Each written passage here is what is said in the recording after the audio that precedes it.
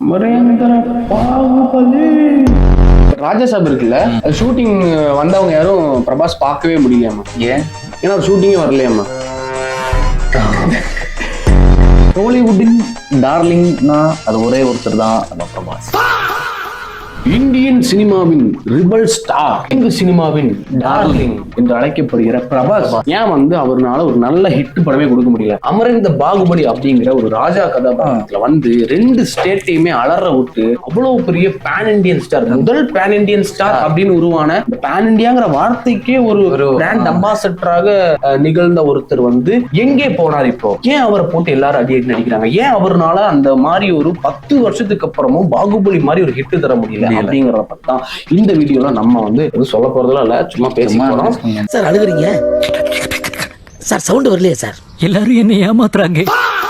So வந்து நீங்களும் அப்படியே கூட சேர்ந்துக்கோங்க, பண்ணா இருக்கும் போது. சோ மறக்காம வந்து இப்பவே சேனல் சப்ஸ்கிரைப் பண்ணிருங்க. எனக்கு கடைசியில சொன்னா யாரும் பார்க்க போதில்ல. சோ சப்ஸ்கிரைப் சேனல் லைக் பண்ணுங்க, ஹைப்ல ஒரு ஆப்ஷன் இருக்கும், ஹைப் பண்ணுங்க, இந்த வீடியோ உங்க ஃப்ரெண்ட்ஸ் எல்லாம் ஷேர் பண்ணுங்க. சரி வாங்க வீடியோல போலாம்.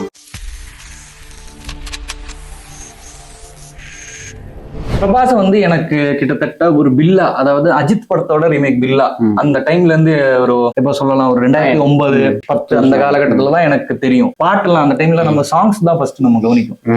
அந்த டைம்ல நல்லா டான்ஸ் ஆடுறாங்க, நல்ல சாமா இருக்கு, நல்ல பிசிக் பாடி எல்லாம் சூப்பரா இருக்கு. வேற மொழியில ஒரு ஆர்டிஸ்ட் நம்ம பார்க்கும்போது ஃபர்ஸ்ட் நம்ம அல்லு அர்ஜுன் தான் நிறைய பேர் நம்ம வந்து விரும்பிப்போம். அதுக்கு அடுத்தது நான் பார்த்தது என்னோட பர்சனல் இதுல எனக்கு வந்து பிரபாஸ் ரொம்ப பிடிக்கும். அந்த டைம்ல வந்து பில்லா, டார்லிங் ஒரு படம் வந்திருக்கு, அதெல்லாம் அதனாலேயே அவர் டார்லிங், நிறைய பேர் டார்லிங் கூப்பிடுவாங்க. பிரபாஸ் வந்து டார்லிங் தான். அந்த டைம்ல எல்லாம் எனக்கு வந்து பிரபாஸ் ரொம்ப பிடிக்கும். அவரோட படங்கள்லாம் நான் பார்த்துட்டு இருக்கேன். நீங்க ஒரு தெலுங்கு ஃபேன் விரும்பி, அதனால உங்களுக்கு தெரியும். எனக்கு தெரியும். நான் வந்து பாத்தீங்கன்னா பாகுபலி தான் எனக்கு. அதுக்கு முன்னாடி எனக்கு அல்லு அர்ஜுன் தெரியும், தெரியும், மகேஷ் பாபு தெரியும், நானி தெரியும். ஆனா எனக்கு வந்து பிரபாஸ் வந்து பாகுபலியில தான் பாக்குறேன். எனக்கு அப்பவுமே பிரபாஸ வந்து பெருசா வந்து என்ன பண்ண போறாங்க அப்படின்னு தான் இருந்துச்சு. நார்மலா மத்த தெலுங்கு ஆக்டர்ஸ் மாதிரி இதை பறக்க விடுவாங்களோ அப்படின்னு தான் யோசிச்சுட்டு இருந்தேன். ஆனா பாகுபலி பார்த்தப்போ எனக்கு ஒரு அந்த பாகுபலிங்கிற கேரக்டருக்கு வேண்டிய ஒரு பிறந்திருக்காரா அப்படிங்கிற மாதிரி ஒரு அவருக்குதான் அந்த கேரக்டர் அவருதான் அப்படிங்கிற ஒரு ஃபீல் கொடுத்தாரு எனக்கு. ஆனா ப்ரோ இப்ப பாகுபலி இப்ப நம்ம இன்ட்ரோல சொன்ன மாதிரியே பேன் இண்டியாங்கிற முதல்ல ஆரம்பிச்சதே இந்த பாகுபலியில இருந்து வச்சுக்கலாம், அப்படி நம்ம வச்சுக்கலாம். ஏன்னா வந்து இப்போ நானி பாத்தீங்கன்னா அதுவும் பைலிங்குவல் படம் தான். ஆனா நானி வந்து தெலுங்குலயும் தமிழ்லயும், ஆனா மத்த ஸ்டேட்ஸ்ல கொஞ்சம் இதாவது. இப்ப பாகுபலியும் பைலிங்குவல் தான், தெலுங்கு தமிழ்ல தான் எடுத்தாங்க. பட் அது ஒரு பேன் இண்டியா படமா மாறுறது ஏன் அப்படின்னா பாலிவுட்ல பயங்கர வெடிப்பா இருந்துச்சு. பாலிவுட்ல வெடிச்சோன்னு சின்ன சின்ன ஊரெல்லாம் வெடிக்க ஆரம்பிச்சிச்சு. எல்லா டப்பிங் படங்கள் மலையாளத்திலையும் தெரிக்குது, தமிழ்லயும் தெரிக்குது. சோ இந்த ஒரு பேட்டர்னை ஃபாலோ பண்ணி தான் கன்னடாலாம் வந்தாங்க, கேஜிஎஃப் எல்லாம் கொடுத்தாங்க. ஆனா அந்த மாதிரி கொடுத்த ஒரு ஆள் வந்து 10 வருஷமா திரும்ப ஒரு ஹிட் கூட கொடுக்கல.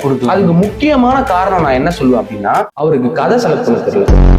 அது ஒரு மெயின் பார்ட் தான். 2 அவர் வந்து ஏற்கனவே பேன் இண்டியா ஸ்டார் ஆயிட்டாங்க. அவர் எடுக்கிற படம் எல்லாம் பேன் இண்டியா ஆகணும் அப்படின்னு டைரக்டர்ஸும் யோசிக்கிறாங்க. இல்ல டைரக்டர்ஸ் யோசிக்கிறாங்க, ப்ரொடக்ஷன் கம்பெனி வந்து பிரபாஸ் மாதிரி ஒரு ஆள் வரும்போது அவ்வளவு சேலரி வாங்குறாரு ப்ரோ. சேலரி வாங்கும்போது அவங்களும் பேன் இண்டியாக்கு எய்ம் பண்றாங்க. அண்ட் அவங்க எய்ம் பண்றது தப்பு இல்ல ப்ரோ. ஏன்னா ஆல்ரெடி வந்து எல்லா ஸ்டேட்லயும் அவர் மூஞ்சி ரெஜிஸ்டர் ஆகிட்டு ஃபேமஸ்.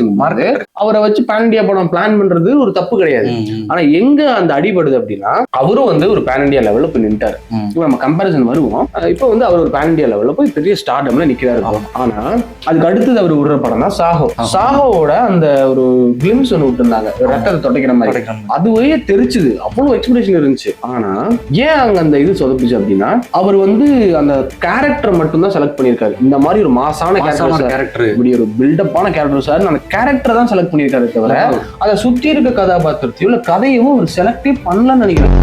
அவர்கிட்ட எப்படி கதையை எக்ஸ்பிளைன் பண்ணுவோம் சார்? நீங்க ஒரு பில்டிங் மேல நின்று ஒரு இது என்ன சொல்லுவாங்க, அதுக்கு அந்த ரெக்கை மாதிரி ஒண்ணு வரும், பேட்மேன் நிற்கும் சார். அப்படியே வந்து ஜம்ப் பண்ணி நீங்க போய் அந்த பேராசூட் கேட்ச் பண்ணி எப்படி இது எக்ஸ்பிளைன் பண்ணுவாங்க? இது எப்படி சிம்பிள் சார், டாம் க்ரூஸ் மாதிரி பண்றீங்க சார், அவ்வளவுதான்.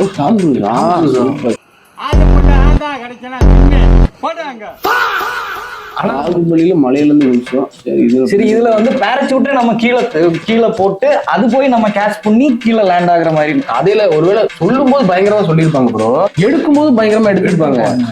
அவருக்கு புட்டா வரும்போது சொதப்பி இருக்கும். அது வந்து 1-2 கிடையாது ப்ரோ, அவருக்கு லைனா எல்லாமே அடி ப்ரோ. இப்போ நீங்க இது பாருங்களேன், இப்ப நம்ம விக்கிபீடியா ஓபன் பண்ணி வச்சிருக்கோம். சாகோல ஒரு அடி, ராதேஷாமும் அதே மாதிரி பயங்கர இருக்காங்க. கதையெல்லாம் சூப்பரா இருக்கு, விஷுவல் செம்மையா இருக்குது. விஷுவல் என்ன மாதிரி விஷுவல் பா. ராதேஷாமா நாங்க அதுவும் இதாயிடுச்சு. ராதேஷாமும் நீங்க நல்லா கேட்டுக்கணும், பைலிங்குவல் படமா தான் எடுத்தாங்க. சாகோவும் பைலிங்குவல் படமா தான் எடுத்தாங்க. அதுக்கப்புறம் தான் அவரோட கரியரே வந்து திருப்பி போட்ட ஒரு படம் வந்துச்சு, ஆதி புருஷ். ஒரு அடி அடிச்சாங்க, அதுல இருந்து அவரால் எந்திரிக்கவே முடியலன்னு சொல்லலாம். அந்த ஓம் கம் டு மை ரூம், ஓம் you coming to my room, ஓம்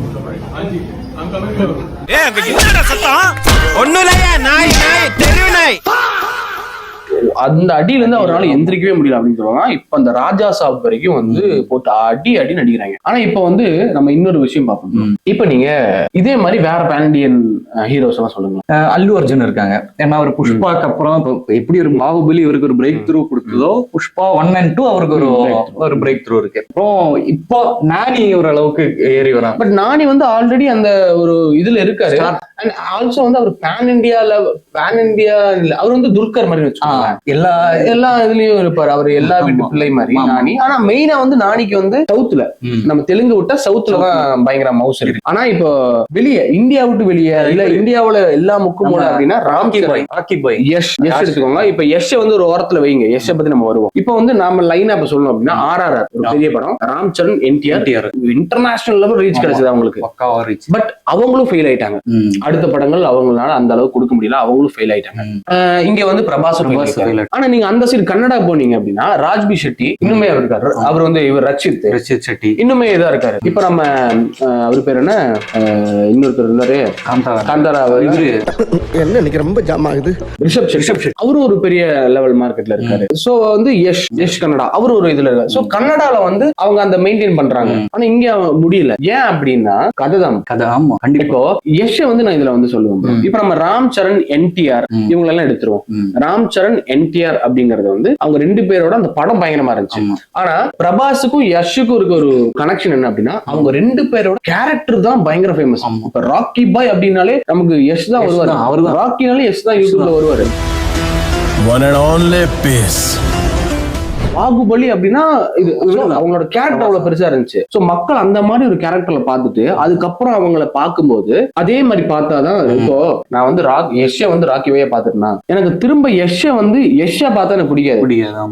இல்ல அவர் வந்து ஒரு நார்மலான ஒரு கதாபாத்திரம் பார்த்தா நம்ம பார்க்க முடியாது. இல்ல அவர் அந்த தாடியோட செட் ஆயிடுச்சு, தாடி முடி அப்படி ஆளு ஜெயிச்சாண்டிக்கா இருக்கும்போது நம்ம யாரை அடிச்சு பறக்க விட்டாலும் பார்ப்போம்.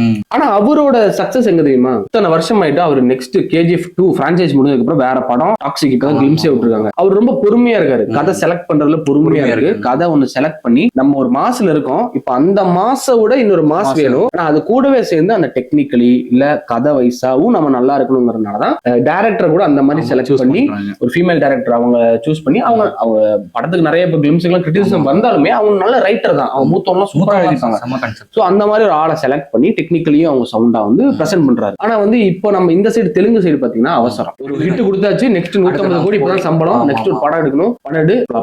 இதேதான் அங்கேயும் நம்ம இப்ப ராம் சரணுக்கும் அதே தான் ஆச்சு. 1 2 3 4 5 6 7 8 9 இந்த இது விட்டுருங்க, கல்கி விட்டுருங்க, 8 படம் ப்ரோ, 8 படம் வந்து அதுல இந்த 2 இது கண்ணப்பா கூட விட்டுருங்க, அதுல ஒரு கேமியோ தான், கண்ணப்பால ஒரு கேமியோ ஒரு சின்ன ரோல் தான், 2 படம் விட்டுருங்க, 6 படம் ப்ரோ. வரிசையா இருக்கு, ஃபிளாப் அடி மேல் அடி வந்துகிட்டே இருக்கு. இப்ப ராஜா சாபு அப்படியா ரொம்ப நாளுக்கு அப்புறம் வந்து டார்லிங் பிரபாஸ் பார்க்க போறோம் அப்படின்லாம் சொன்னாங்க, கியூட்டான பிரபாஸ் அப்படிலாம் சொன்னாங்க. ஆனா அது திரும்ப அதுவும் போச்சு. என்ன தெரியுமா ப்ரோ, எனக்கு வந்து மெயினா பிரச்சனை இருக்கு, கன்னடா சினிமா அவங்க எப்பவுமே வந்து ரொம்ப ரூட்டடா இருப்பாங்க, கதையில ரொம்ப இது கொடுப்பாங்க. பிரபாஸ் கிட்ட வந்து எனக்கு என்னன்னா அந்த செலக்ஷன் ஆஃப் ஸ்டோரிஸும் செலக்ஷன் ஆஃப் அந்த டெக்னிக்கல் டீம்ல தான் அவர் வந்து இல்ல ப்ரோ, அவரோட படம் எல்லாம் வந்து டெக்னிக்கலா சவுண்டா இருக்கு, VFX எல்லாம் இருக்கட்டும், அங்கங்க இந்த ஆதி புருஷ் மாதிரி ஒண்ணு நான் டேரக்டரையும் சொல்றேன், ஆனா ஒரு டெக்னிக்கலி சவுண்டா இருக்கு. இப்ப ராஜா சாப்லயே வந்து டெக்னிக்கல் எல்லாம் செம்மையா இருக்கு, குவாலிட்டியா இருக்கு, படமே குவாலிட்டி. ஆனா படம் கதை தான் குப்பை மாதிரி இருக்கு, முதல்ல எல்லாம் வச்சு சண்டை போடுறாங்க ப்ரோ, ஹைக் ஆயிடுச்சு அந்த படம், பார்க்க முடியல என்னால அந்த படம்.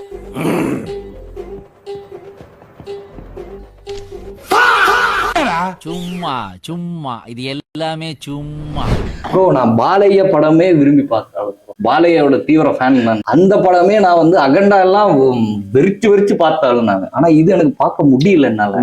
அந்த முதல்ல ஸ்டண்ட்ல இருந்து நான் ஸ்கிப் அடிச்சேன் நான். அந்த அளவுக்கு மோசமா எடுத்து வச்சிருக்காங்க. விஎஃப்எக்ஸ் எல்லாம் ஓரளவுக்கு ஓகேனாலுமே எப்படா இவரால் அதை பண்ண முடியுது அப்படின்னு ஒரு கன்செப்ட். இதுக்கு நடுவுல வந்து நிறைய ஹெல்த் இஷ்யூஸ் வந்துச்சு அவருக்கு. அதெல்லாம் பார்த்திருப்போம். ஏதோ பாடி அது என்னன்னு தெரியல, பாடி டிரான்ஸ்ஃபர்மேஷன் வேண்டி ஏதாவது என்னமோ பண்ணாரு. சோ அதனால ஹெல்த் இஷ்யூஸ் நம்ம கேள்விப்பட்டிருக்கோம். பட் என்ன இருந்தாலுமே அந்த ஒரு கதையோட செலக்ஷனும் அந்த டைரக்டரோட செலக்ஷனும் நம்ம வந்து கரெக்டா பண்ணல அப்படின்னா நம்ம வந்து போயிடுவோம்.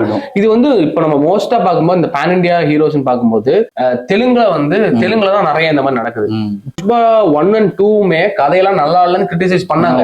இருந்தாலும் அந்த படத்தை மார்க்கெட் பண்ணி அந்த அளவுக்கு ரீச் குடிச்சாங்க. ஒரு இடத்துல போய் உட்காந்துட்டாங்க. 1000 கோடி அடிச்சுட்டாங்க செகண்ட் பார்ட். போய் உட்காந்துட்டாங்க, ஒரு இடத்துல உட்காந்துட்டாங்க. பட் இப்ப நம்ம கன்னடா சைடு பார்க்கும்போது அவங்க வந்து இப்ப ஒரு காந்தாரா ஒண்ணு அவர் கொடுத்தாரு அப்படின்னா நெக்ஸ்ட் ஸ்டோரியை இன்னுமே ரூட்டடா பயங்கர டீடைல்டா எழுதி ஒரு கதையை கொடுக்குறாரு. இன்னொன்னு ப்ரோ, அந்த கதையை வந்து அவங்க ஏரியாக்குள்ளதான் நிக்குது, வெளியில எங்கேயும் போல. அதுதான் ஃபர்ஸ்ட் விஷயம். இவர் எடுக்கிற கதை வந்து வெள்ளக்காரன் வருவான், சைனீஸ்காரன் வருவான், கதையே வந்து லாஜிக்கே இருக்கு.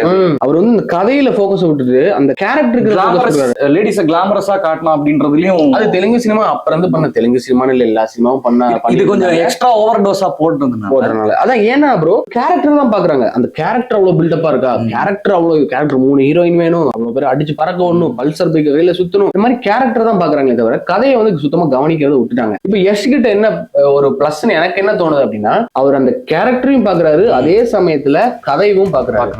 அதனாலதான் இவ்வளவு பொறுமையா வெயிட் பண்ணி ஒரு ப்ராஜெக்ட் பண்றாரு அப்படின்னு. இன்னொன்னு நான் ஒரு நோட் பண்ணது, ராஜமௌலி டைரக்டர் கூட ஒர்க் பண்ண ஹீரோஸ் எல்லாம் பாருங்க, அடுத்தடுத்த படம் வந்து அந்த ஒரு ரேஞ்சில் வராது. ஸ்ட்ரகிள் பண்ண ராம் சரணா இருக்கட்டும், என்டிஆரா இருக்கட்டும், இவரா இருக்கட்டும், பிரபாஸா இருக்கட்டும், நெக்ஸ்ட் படம் வந்து அந்த ஒரு எக்ஸ்பெக்டேஷன் ஃபீல் பண்ணல. ஏதோ ஒரு குறை இருக்கும், கதையில இருக்கட்டும், மேக்கிங்ல இருக்கட்டும், ஏதோ இருக்கட்டும். இதே அப்படியே கட் பேக் பண்ணி நம்ம சங்கர் டைரக்டரோட முன்னாடி இப்ப இல்ல, அவர் இப்ப கொஞ்சம் வேற மாதிரி படம் எல்லாம் வந்து ஃப்ளோப்புல போனாலும் முன்னாடி எடுத்த அவரோட ஒர்க் பண்ண ஹீரோஸ் எல்லாமே வந்து நெக்ஸ்ட் ப்ராஜெக்ட்ல வேற மாதிரி போயிடும்.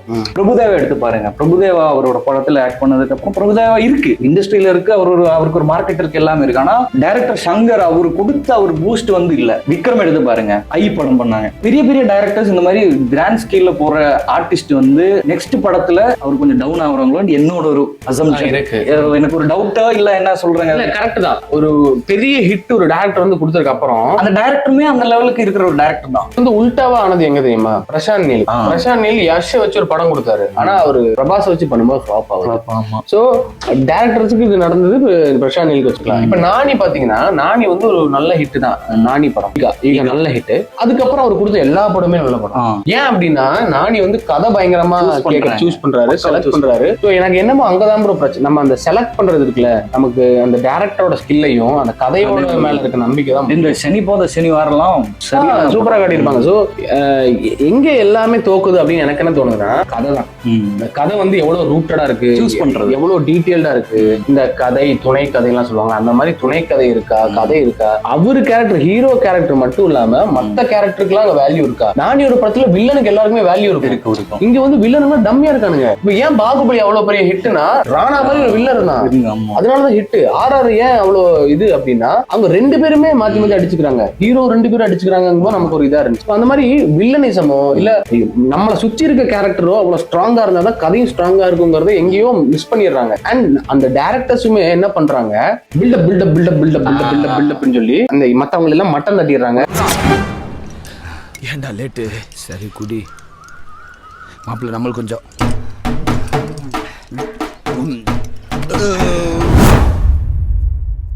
ராஜாசாப் இருக்குல்ல, ஷூட்டிங் வந்தவங்க யாரும் பிரபாஸ் பார்க்கவே முடியலையாமா. ஏன்? ஏன்னா ஷூட்டிங்கே வரலையாமா. அப்படிதான் சொன்னாங்க எல்லாம். இந்த இல்ல நான் ஒரு மீம் பார்த்தேன், பிஎன்ஜி வச்சு போல அவர் தலையோட பிஎன்ஜி மட்டும் அனுப்பிச்சிருக்கேன். அவரு இப்படி செல்ஃபி, இந்த செல்ஃபி, இப்படி ஒரு செல்ஃபி, இப்படி ஒரு செல்ஃி. அது என்னமோ உண்மைதான் போல தெரியுது. படம் பார்க்கும்போது அப்படிதான் ஃபீல் ஆகுது. பிரபாஸே பார்க்க முடியல. பிரபாஸோட ஒரு க்ளோனோ இல்ல அவரோட ஒரு சிஜி ஃபிகரோ தான் அப்பப்போ வந்துட்டு போகும். பாட்லியா இருக்கட்டும், ஸ்டண்ட்லயா இருக்கட்டும். ராஜாசாப் தனி டாபிக் ப்ரோ, அது நம்ம போட்டு எவ்வளவு வேணா அடிக்கலாம்.